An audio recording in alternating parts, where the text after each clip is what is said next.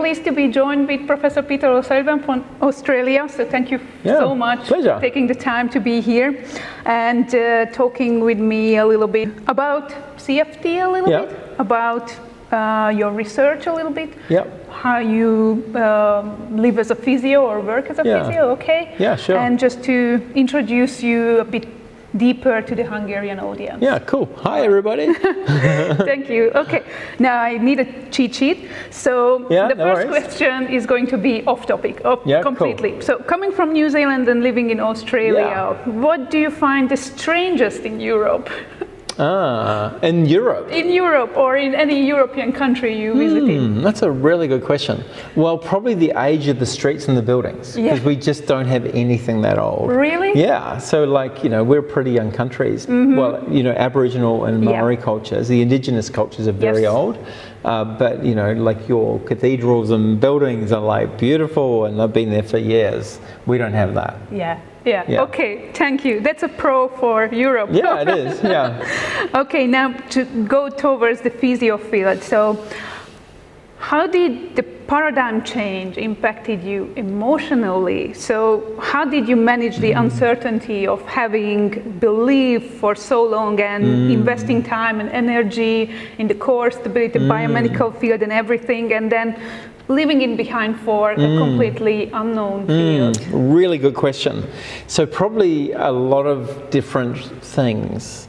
I think, as a young physiotherapist, I had been taught all this stuff. And then when I started doing research, I brought my beliefs to my research.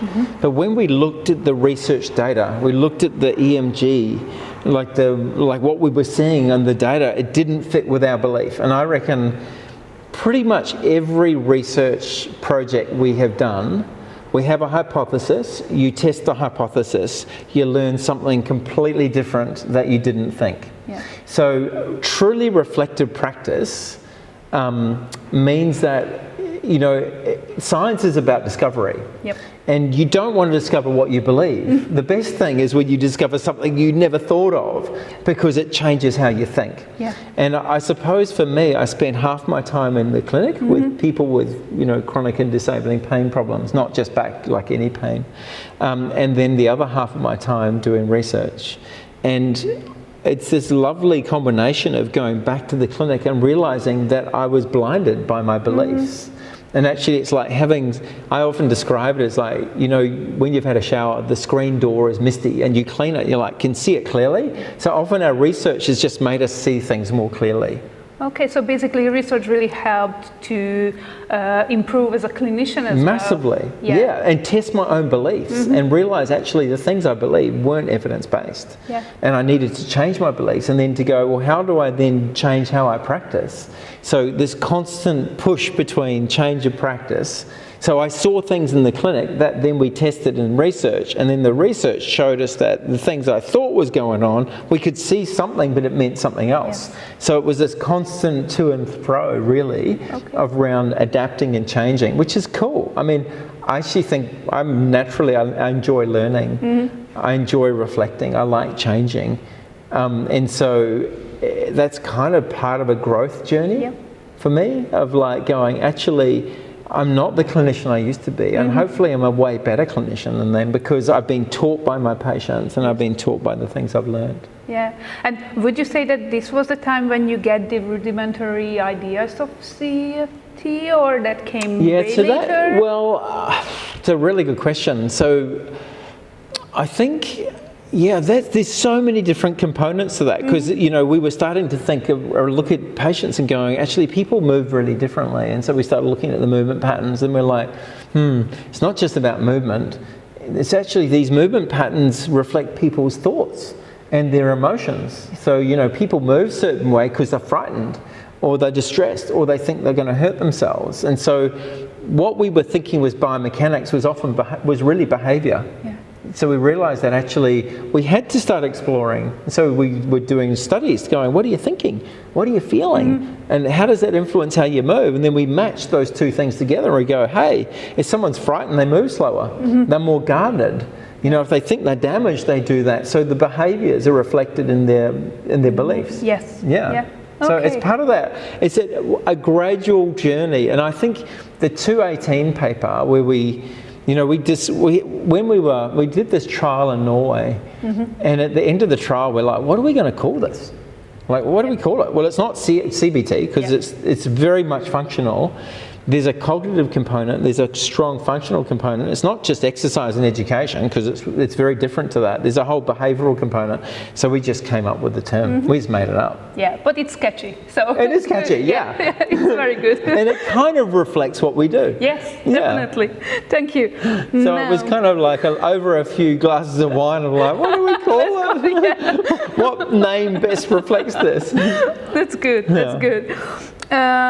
A little bit more to the physio side. So in your opinion, what are the skills a physio should acquire or fields a physio should gain knowledge about to provide safe and high quality care? And in a sense that, CFT at the moment is not accessible by any ways in Hungary. So with my colleague who is not here, Edina, hi Edina, she and me, we did 2 podcasts about your Lancet papers and everything. So we try to share the knowledge, but to really go to a conference or a course to Australia or whatever, but maybe this webpage will help. Well, definitely, But if a physio really feels that, okay, I just wanna be better, then what kind of skills and fields do you feel the most important? So communication skills are really important. So we need knowledge. So basically, this platform we're developing trains knowledge, because you have to have good knowledge. Understanding the complexity of pain and how to triage and when pathology is relevant, when it's not. Those things we have to have a foundation, understanding how the nervous system works. It's a good foundation for us. But then we need skills. So we need communication skills. So communication skills to, validate people, to explore their beliefs and emotions and social situations so that we're comfortable and the patient's comfortable. And using motivational techniques to create behaviour change talk as well. It's really important. And then there are skills around examination, and I think often we've traditionally been taught to do, bend over, bend backwards, straight leg raise, and all these things, these tests, which are not really functional. So learning skills of observation, of watching human behaviour and human movement, not looking at individual segments, which we're not good at, but just whole patterns of movement, how people are behaving, and then learning skills around behavioural experiments, we think are really important, because that's one of the most powerful ways of teaching change.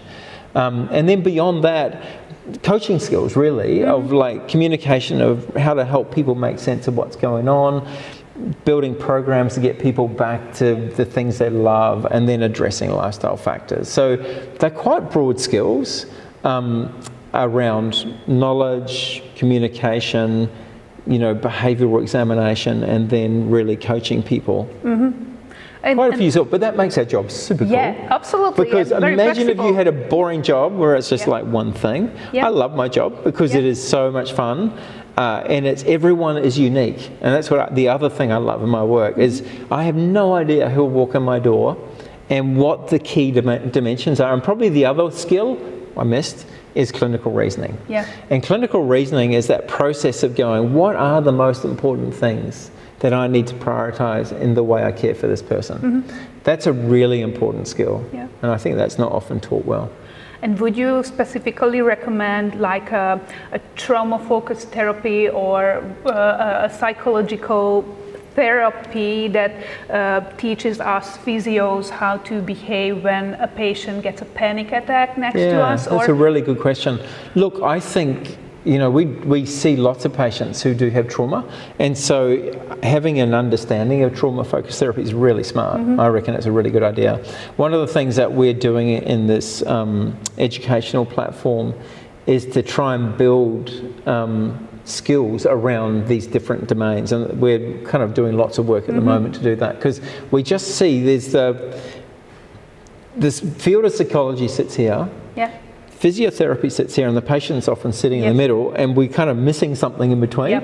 And so we see we want to bridge that gap where actually psychologically informed physiotherapy should be all of our care. Yeah. That's how we see it. Yep. Like, you know, we should be psychologically informed. And that means lots of different things. But fundamentally, it means that we have to be attuned to, you know, all the factors that may present with a person with pain. All right. Thank you. Yeah. And another question, if you could erase one myth from those we created over the decades, what would that be? Boy. What is the most, I think the most damaging thing that I would see would be people who get scanned and told they're damaged. It's just so harmful. And we have really strong evidence for that. That idea that pain means there's something damaged, and you get a scan and the MRI shows you got a degenerate disc, therefore that shows you're damaged. That's so unhelpful. But I think as a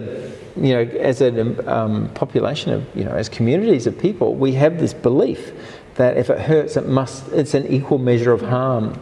It's just it's so unhelpful. And yet we kind of get headaches, that we can have a headache because we're tired and run down. We don't see backache like that. We need to. Thank you. Okay, and about research. How do you keep updated on research? Oh my God. So, good question. I do it sometimes through social media because people post like new papers and stuff. I have lots of research students, like PhD students, who are constantly coming to me showing, have you seen this, have you seen this? So I only follow people whose research I value. So they're the main areas, but it's really hard. Super hard to keep updated on research because it's coming out literally all the time. And then the second challenge is identifying the good, high quality research because there's a lot of rubbish out there. Yes, absolutely. And have you incorporated some AI-based techniques to this? It's just a question, not yet. But it's going to come. That's the future, so it's interesting what will happen. Okay, maybe lots of opportunities, I think. Yes. Okay, just quick 3 more questions. No if you remember the Movers and Mentors book that was published in 2021. In that book, you were asked, where do you saw the profession in the next 10 years? What did I say?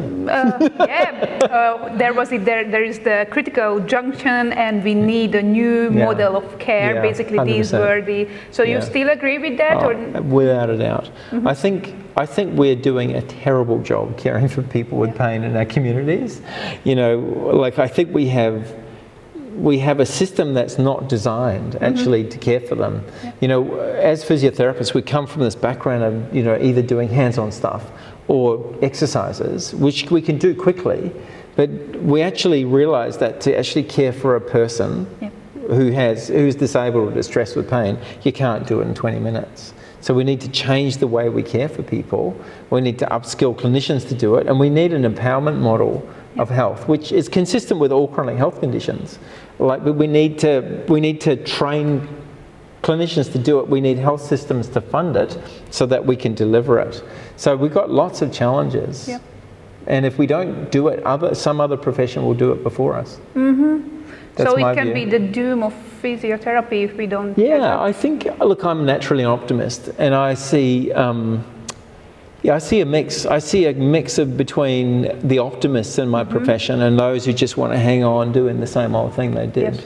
I can't work like that. I knew really early in my career, I couldn't do the just treat the symptom kind of care. I would do something else. I would have got out. Okay. And the last 2. What do you consider in 2024 high-value physiotherapy or high-value care? Person-centered care is high-value care. That's aligned to the guidelines, essentially. So if you look at what the evidence-based guidelines tell us is high-value care, number 1, screen for serious pathology. In the absence of it, screen for other risk factors, which are often psychosocial and physical risk factors. Educate people about what's going on with the condition, prioritise self-management, target the barriers to recovery, don't over-treat them, you know, support them and coach them. That's good care. All the guidelines say it, but we don't do it. Yeah, Well, some do it, but some do not it. many Yeah. do it.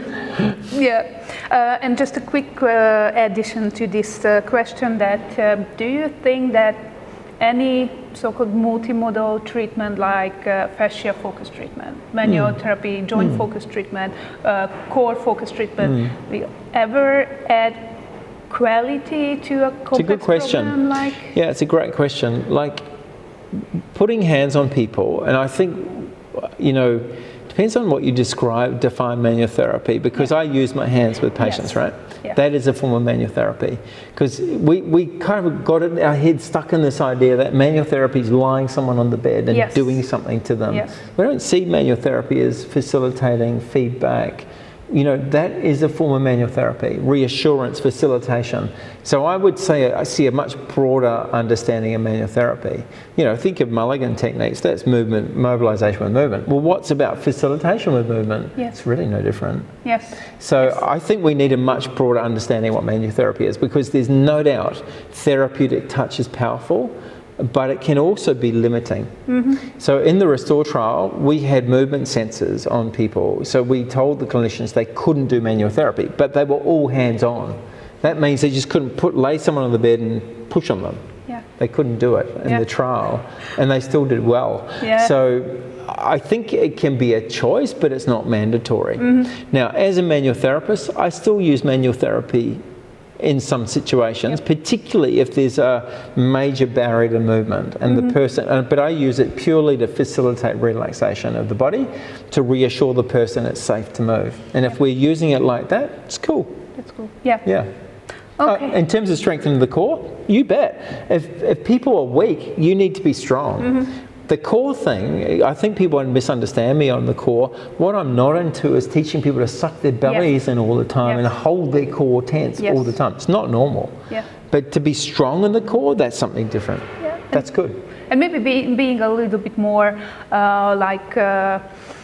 exploring, like tensing the core but relaxing. How fast can you do? How slow can you do? Or how fast can you relax? How slow? So there are several factors, but we haven't really incorporated. And I think focus on function is the key. Yes. You know, bottom line is we want people getting back to living, and a good back's one you don't think about. Yeah.